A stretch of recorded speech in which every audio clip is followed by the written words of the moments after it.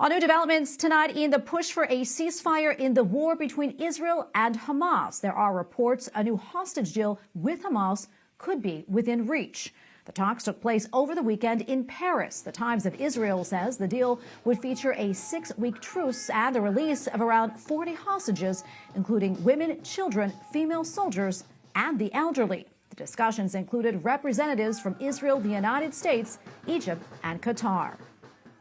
And joining us now to talk more about this is Aaron David Miller, Senior Fellow at the Carnegie Endowment for International Peace and a former Middle East Peace Negotiator with the State Department. Aaron, good to see you again. Thanks for coming on the show. We appreciate it. So talk to us more about this meeting, and what do you think the likelihood is that a deal could actually be reached? You know, nobody ever lost money betting against a hopeful outcome in the Israeli-Palestinian conflict, but I really do believe that there's probably the best chance that we've had since the mid-November interim release, limited release, for a return of hostages for a large number of Palestinian prisoners. I think pressure on both sides are mounting. Hamas clearly is under military pressure, both in Khan Yunis and in Rafah. And they're also under pressure from their constituencies, that is to say, Palestinians in Gaza, who have long suffered as a consequence of Hamas's terror surge on October 7th. So I think that they want relief, and I think part of this deal will be a surge of humanitarian assistance badly needed into Gaza, and perhaps even the return of civilians to northern Gaza, although there's not much left for them to go back to. On the Israeli side, I think pressure is mounting as well. There are 134 hostages, the Israelis calculate. 30 of them are probably no longer alive. They were either killed on October 7th, their bodies taken back to Gaza for trade, or they died in captivity. So the longer this goes on without a resolution for the hostages, their condition, physical and emotional, mental condition, increasingly fraught. Netanyahu really does continue to say that despite this potential deal, I guess the attacks on Rafah and Southern Gaza are imminent. Aaron, talk to us more about that. Why does he seem to be pressing forward now? From the Prime Minister's perspective, on trial for bribery, fraud, and breach of trust in the Jerusalem District Court, frankly, the longer this war goes on, the better his prospects for beating this trial and achieving some significant gain in addition to freeing the hostages.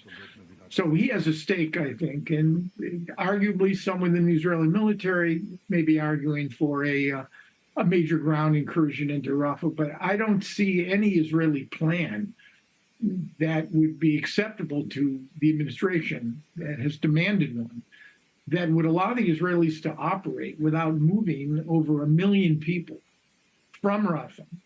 Gaza is already one of the most densely populated areas on the planet. Moving people into safer corridors or safe zones where there is potable water, sanitation, food, medical facilities to care for them. So without a plan to evacuate hundreds of thousands of Palestinians in Rafah, any ground campaign is almost certain, look at the last 5 months, to lead to grievous injury and large and exponential rise in Palestinian civilian deaths. So it's far from certain, in my mind, that the Israelis are intending to go ahead with this. But in the end, events, I think, will drive the train here, and we'll have to wait and see. Aaron, almost out of time, but how do you see this ending, and what happens to Gaza after all of this? I really don't see an end right now, and I don't think I will be the first to suggest that it's very difficult to divine a permanent and conflict-ending solution in Gaza. Hamas will not be destroyed. It's going to take years and an estimated $50 billion to reconstruct Gaza. The Israelis will not leave Gaza. They'll create a buffer zone unless they get some sort of security regime that would prevent another October 7th. All right, we're going to leave it right there. Aaron, thank you so much for your time today. Always appreciate it. Thanks for having me.